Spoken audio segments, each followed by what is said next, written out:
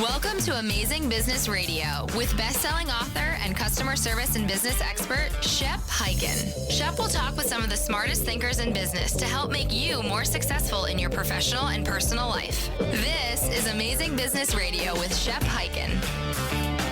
Hello, everybody. It's Shep Hyken. We are back with another episode of Amazing Business Radio. I am excited. There's something about Annette Franz. She just keeps coming back, and I love that she does. And this time, we are going to talk about her newest book. Tell you more about that in just a moment. But a couple of quick announcements. If you've got a question or you've got a story, please go to any of the social media channels. Look for me. I am pretty much everywhere: Twitter, Facebook, Instagram, LinkedIn, et cetera, et cetera. And if it is a question, use the hashtag AskShep. I will either answer the question there. I will answer the question on this show, in my newsletter, or on my TV show, Be Amazing or Go Home. Some of those episodes can be found on Amazon Prime, Apple TV, Roku, C-Suite TV, and you can go to beamazing.tv. That's beamazing.tv and catch episodes there. All right, let's jump into Annette Franz and her latest publication. And Annette, you've been here 3 other times. You may be the only one to have graced this show 4 times. Thank you for being here. I love it. Thank you for having me. You and I could talk about all things customer experience forever. So this is why I've been here now 4 times, or this is my 4th time now. So well, I'm excited. I'm excited to have you. And so tell us about the book. I'm so excited. This was a fun project. So first of all, here it is in real life. It's here. Built to win. Built to win. Built to win. Designing a customer-centric culture that drives value for your business. Right. This one I published with a publisher. Quite the project there. Advantage Forbes Books had reached out to me last April, and within a month we had the paperwork signed, and I had 122 days to write the book. in a 122 days. Yes. From the moment that we signed the contract to when they said, "Hey, we need the final manuscript," end of September. So, and then how long? Let's see. So that was end of September, and now we're 6 months, 7 months later. That's how long it takes for them to get the book out. Yeah. But they expected you to write it in 122 days. Right. Of course. Well, the book it's titled Built to Win, Designing a Customer-Centric Culture that Drives Value for Your Business. And in the book, there are 10 defining foundational principles. And I thought for fun, we would just run through all 10, maybe spend a minute or 2 on each, kind of tease the audience with some nuggets of information. And maybe by the time we're finished with the show, they will head over to Amazon and buy this book. Yes. That would be awesome. Thank you. All right. So let's start with culture is the foundation. And I believe that. Yeah, that's absolutely. number 1. It is number 1. It will always be number 1. And it's crazy to write a book about a customer-centric culture and have that be the number 1 principle. But, culture is really defined as core values plus behaviors. And if we don't have those defined and socialized and operationalized, we are just going to get the culture that we allow. So it has to be deliberately designed to be customer-centric. And that means some of those core values have to be customer-driven core values, right? So, yep. Core values plus behavior. Get that, everyone. Okay. Because you can have all the core values you want. You can have this incredible vision and you can talk about the culture, but if people don't act it out, they don't behave a certain way, it's all for naught. Yep. Exactly. Number 2 is leadership, commitment, and alignment are critical to success. Yeah. And this ties in very closely with number 1, right? Because there's that saying that you get the culture you design or the one you allow. And if leadership just lets things run amok, then they will run amok, and that's the culture that you're going to get. But it's really important that they're committed to this customer centricity and that they're all aligned on it, right? If your CEO and maybe 1 or 2 other executives are committed to this and agree that this is the way that business is going to be run, but the other 7 aren't, it's going to be a real challenge to have the entire organization, because customer centricity and a customer centric culture, it's organization wide. It cannot just be one department or one person or whatever. It's got to be organization wide. Right. But they all look to leadership to set the example. Exactly. Leadership, it needs to be a role model for this. I love my example that I always go to is Walt Disney, and you're out in California. Just how far are you from Disneyland? 20 to 30 minutes. That's like the happiest place on earth. You're 20 minutes away from the happiest place on earth. So Walt Disney, when he created this theme park, the original idea was he had his daughter and he said, we're at this theme park. It's dirty. It's the roller coaster's rickety. I want to create something amazing. And he would, after he built this beautiful park, walk through the park and everybody would be like, oh, there's Mr. Disney. Oh, look at him. What's he going to do? Who's he going to talk to? And then they notice he would stoop down and pick up a piece of paper and throw it away.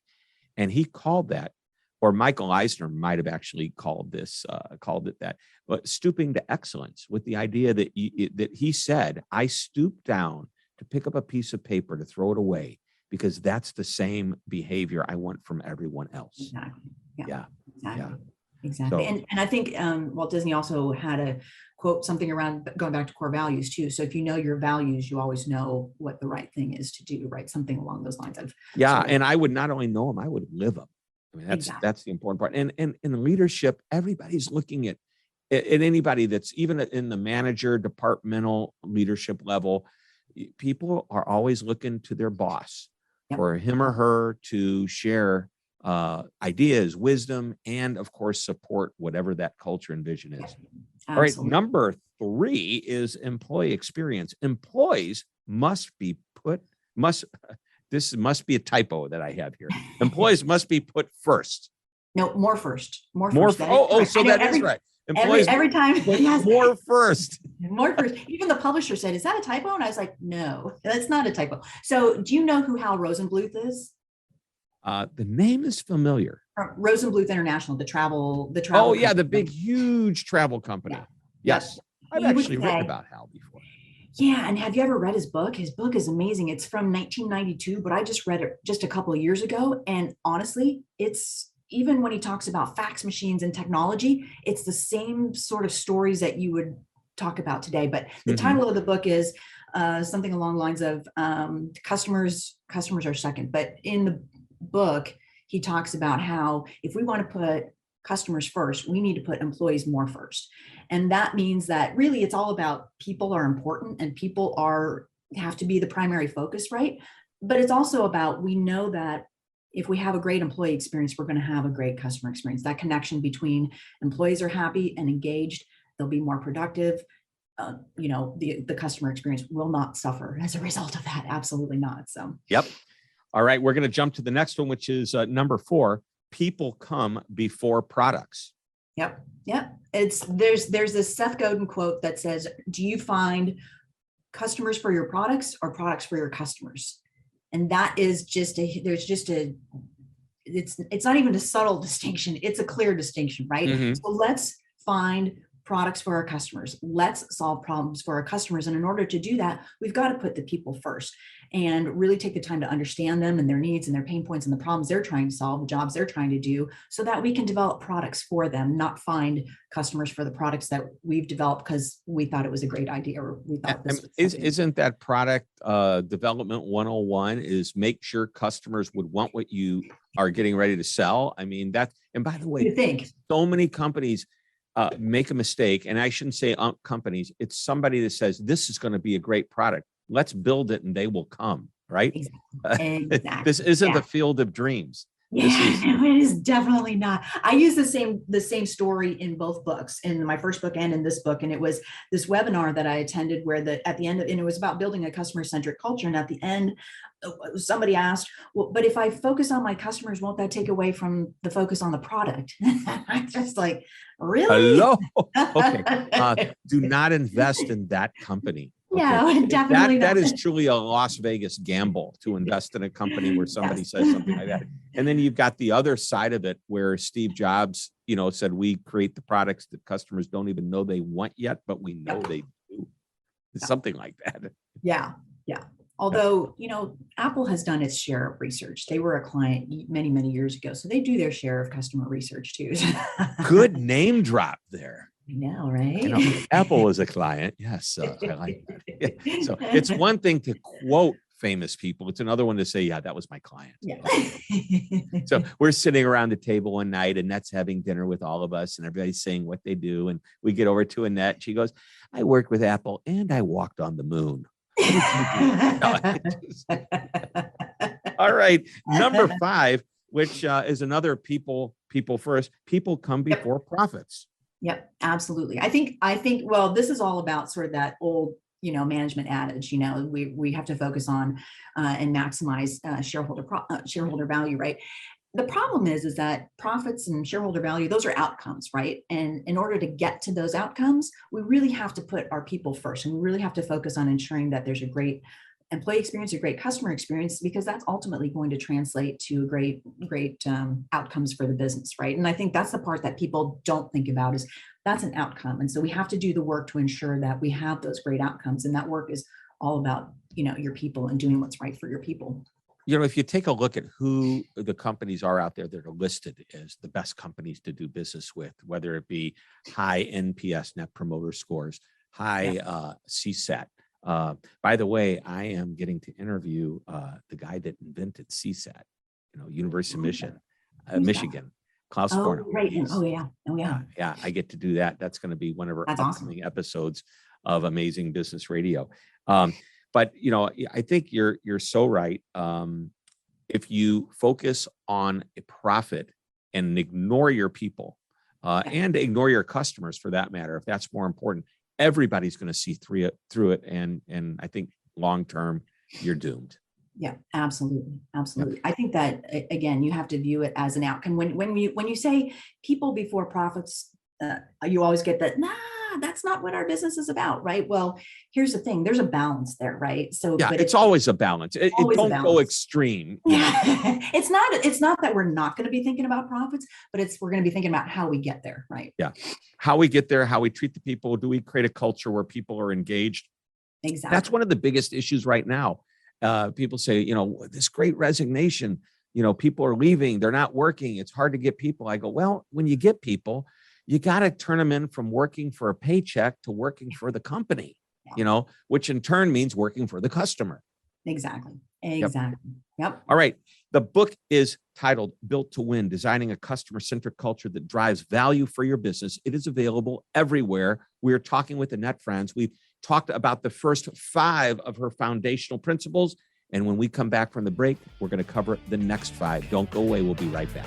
Hi, Shep Hyken, your customer service and experience expert, and I'm excited to tell you about my new book, I'll Be Back, How to Get Customers to Come Back Again and Again. Now, this book is packed with idea after idea on how to, just as the title implies, get your customers to come back. In the book, you'll learn that repeat customers aren't always loyal customers. Now, both are great, but there's a big difference. You'll also learn about 10 reasons a customer may stop doing business with you and 3 reasons you would stop doing business with them. And one of my favorite lessons is a 6-step process for creating an I'll be back strategy. Of course, there's much, much more. You'll start getting more of your customers to say, I'll be back almost immediately. Just go to www.illbebackbook.com. Again, that's www.illbebackbook.com. You're listening to Amazing Business Radio with best-selling author and customer service and business expert, Shep Hyken. We're back on Amazing Business Radio. We're talking with Annette Franz, the author of Built to Win, and we are going through the 10 defining foundational principles that are in the book. But you should know that prior to her writing the book, she only had 8. So somehow 2 were added when she wasn't looking.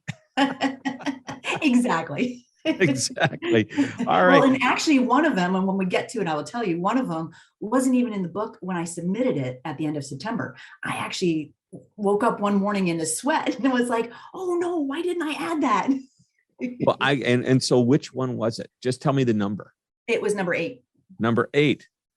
Oh, you're going to like that one, people. Yeah. You're going to love that one. All right, let's start with number 6 since we've done the first 5, and that is people. And this is another one. Something's coming.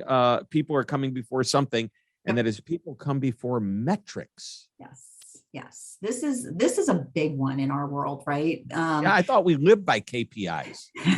I know. Well, isn't NPS the be all end all? Isn't Yeah. that- Look, we're talking in acronyms: NPS, KPI, CSAT. Okay. OKRs. AR. Yeah, right. ROI. Yeah, this is a big one, right? I think whatever the metrics are that you track, it's all about tracking those metrics. And I always say, if you focus on moving the needle on those numbers, you do things differently and you do different things than when you focus on improving the experience, which will ultimately move those numbers, right? Which, by the way, a number can be tied to improving the experience too. Yep. Exactly. So I think that's a really critical point that a lot of people don't think about. I'll go back to, I started my career. This is my 30th year in this customer experience space. You're not that old. I started when I was 4. That's my story. I'm sticking with it. Yeah. 1992, started at JD Power and Associates. And that is, if you've ever bought a car in your life, you know what that experience can be like after you have finished. And I just recently bought a car. It wasn't quite as bad, but it was still bad. But early in the, 20 years ago when I bought a car, back in the day, it was blatantly, hey, you're going to get a survey. And when you get that survey, if you don't, give me a 10 out of 10, I'm going to lose my job, not get my promotion, not get my commission, blah, blah, blah. I lose my firstborn, whatever it is. And it's bad for the customer experience because it's icky, but it's bad for the employee too. Can you imagine being that employee and begging for your commission? Put on in that. Yeah, that's crazy. Yeah. So here's an interesting stat from her latest research. All right. Which will be published probably in the next, probably about the time this episode is out, the research should be out as well.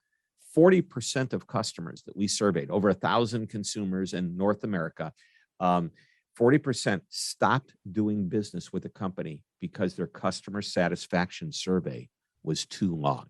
Oh, wow. That just seems like a very high number to me, but still, even if the number's half of that, you're going to lose 1 out of 5 people. And by the way, my car dealership, to your point, those are not short surveys. And then you want to know the worst part about it is when you come back for your service, if it's like, you buy the car, you get the survey, 3 months later, you get back in for your first survey. They send you, if not close to the exact survey, and it's long. And you're going, I truly have survey fatigue. I don't like the survey. I'm sorry. You may lose your firstborn child if I don't respond, but that's just the way it's going to be, Yeah. And the time it takes for me to respond, I could have gone 9 months. No, it's not a 9-month survey, and we could have had another firstborn child. Well, I'm going way off the tangent. All right. Have you talked to your wife about this? I know, the point is, it's ridiculous. Putting a number, you always have to think about people. And, the other day somebody asked me, what is the biggest mistake that a customer support center makes? And I said, well, sometimes they're using metrics that really tie, you want to take care of customers and you tell your people you want them to do that, but then you tell them they got to get off the phone as quick as possible. Yeah. So figure out where the balance is, right? That's your point. Absolutely. Great point. Yeah. You have to, it's one of the things I talk about in the book too, and how you change the culture, right? Is you can't talk about we're customer centric and then incentivize for things that are have nothing to do with being customer centric or have anything to do with the customer, right? So everything has to be in alignment there. Yep. All right. Customer understanding is the cornerstone. Yep. You and I have talked about this before on probably either maybe 2 episodes ago when we talked about my first book. It really is. So the cornerstone is that center stone or that first stone that's laid in a foundation, right? And everything else, every other stone is laid around that. So we've got the foundation, which is culture, and then we've got the cornerstone. And there's a great graphic in the book that I created to sort of tell this story, right? You got the culture as the foundation, then you've got the cornerstone, and everything else you do is laid around that first stone that you lay. And so that first stone is the customer and the voice of the customer and bringing in customer data, everything that we know about the customer so that we can use that to design the experience that your customers expect. So really important that we bring the customer voice in, and it ties in very closely to my definition of a customer-centric culture, which is all about no discussions, no decisions, no designs without bringing that customer voice in, without first asking, how is it going to impact her? How's it going to make her feel? What value does it deliver for it? Those kinds of things. Mm-hmm. Very good. Yeah. Listen to the customer, know your customer, understand your customer. Absolutely. Number 8, this is the one you added. Governance bridges organizational gaps. Ooh, that's so technical. It is technical. And I apologize at the end of that chapter too, because I start the chapter by saying just what I told you. I woke up in a sweat this morning going, oh my gosh, why haven't I included this? And at the end of the chapter, I apologize for being, it's a heavy lift. It's a heavier read than every other chapter, just because I go into what— Just that word governance starts to scare me. Exactly. And I say that too. It is a scary word, but it shouldn't be in this sense, because really what it does is it helps to bring the organization together. You know, we talk about breaking down or connecting silos, having this governance in place, and governance has 2 parts to it. There's the structure and then the operating model piece of it. The structure is all of the committees that we have, the cross-functional committees that we have to get the organization working together for the benefit of the customer, right? And then we have the operating, what I call the governance operating model part of it, where we talk about the people, the tools, the data, the processes that help us take what we hear and what we have in terms of the data and disseminate it, use it, share it, close the loop, everything else. And how do we, improve the processes and everything else that we're doing so that ultimately the customer has a better experience. But it's all about bringing the organization together. And by definition, a customer-centric culture is a collaborative culture. It has to be. And so this is why I woke up in a sweat going, why didn't I put this in there? Yeah. And to me, governance is kind of like ties so much to the process and making sure you're always keeping that in mind. And if you create the right process, I think the governance and really taking a look at just watching for people going out of alignment is key. Absolutely. Governance, it is about oversight and execution. So you just have to there's a balance between those two. Absolutely. Yep. Number 9, and this is a fun one to read, and I'm going to read it and hopefully not mess it up. Outside in thinking and doing versus inside out thinking and doing are core. I want you to say that 5 times fast. I know, right?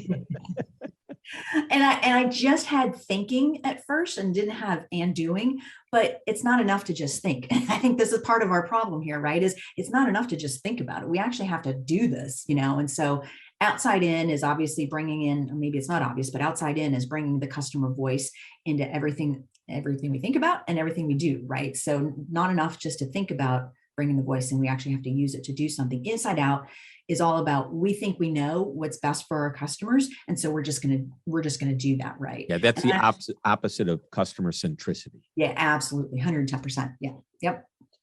And I love the companies, and I know Jeff Bezos was famous for having that open chair in the room, always saying that's the customer. A number of companies are doing that, and that's basically always thinking about the outside and making sure that outside, even though they're imaginary, I love that. The imaginary customers over there, sir, are you qualified to run our company? It's a metaphor. It's a metaphor. It's not real. Okay. But what's interesting? I've worked with clients where we've, when they ask, well, how do we do this? How do we help to bring that, outside in? And when I talk about the empty chair, and by the way, Starbucks one-upped him on that, and they have 2 chairs, one for the employee, one for the customer. So boom, boom. Right? but clients have taken it to heart, right? And they paint the chair, they put, teddy bears on it. They just they make it so that it's real and present, and nobody forgets that the customer is in the room. So it's pretty cool. Mm-hmm. I'm having visions. We watched 2.5 Men, the TV show, which is crazy funny. And what's her name next door? Can't believe I'm drawing a blank on her name. Doesn't matter. But she I can't help you stalks Charlie. Okay. And so, and she says, I'm getting married, and she marries a mannequin. So every time Charlie looks in the window, he sees somebody there. It's always the back of the mannequin's head, and it looks like a real person. Oh, geez. It's crazy. It's all right. Crazy. Number 10. And I love number 10 because Dr. Tony Alessandra is one of my best friends. And you say number 10 is the platinum rule, and you give credit to Tony. I do, yes. And I did give him credit for that. So absolutely. Platinum rule rules. You know what? It's so funny because the golden rule has been around since the Bible, right? It's been around for thousands of years. But we basically say it's not about the golden rule, because the golden rule says treat others the way that we want to be treated. But that's really, I don't want to be treated the way that you want to be treated necessarily, and I have a couple of great stories in the book of examples of what that means. But the platinum rule says treat others the way that they want to be treated. So I'm always going to treat you the way that you want to be treated. And that's what this is all about. That's what customer centricity is all about. So I love that this is number 10, because it sort of puts the stamp on all 10 and says, this is it. This is what it's about. Tony is very, very funny as a speaker, and he always talks about the golden rule. There's 2 golden rules. Right. The one's the one you learn, do unto others as you went done unto yourself. And then there's he who has the gold makes the rules. Yep. So I love that. And I wrote about both of them in the book. They're both in that chapter. And I'm like, okay, well, if you can't grasp, put your head around this whole platinum rule thing, think about this one.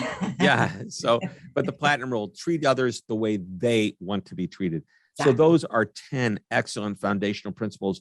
This is what's cool is not one of these. It's like you can't do 8 of them. You've got to do all 10. You can't leave one out. It's all of this belongs in every company, in every organization. Yep. There's nothing wrong with any of them and why they couldn't work.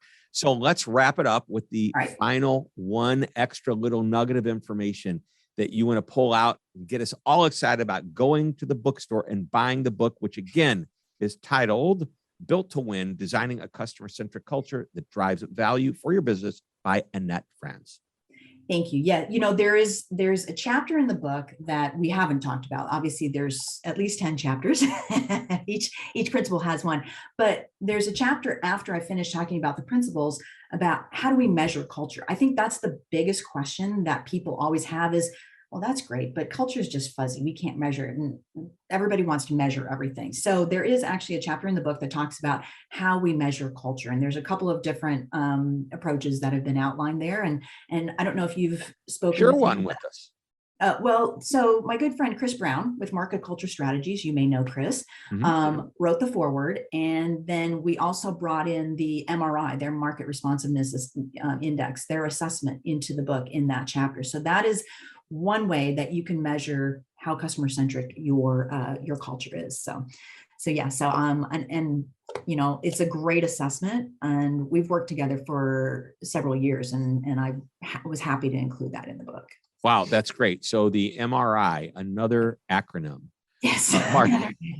Marketing Response Index, is that right? Market Responsiveness Index, yeah. Market Responsiveness Index. Excellent. Annette, thank you for being back a 4th time. I look forward to a 5th time. Hurry up, write another book. Oh, no.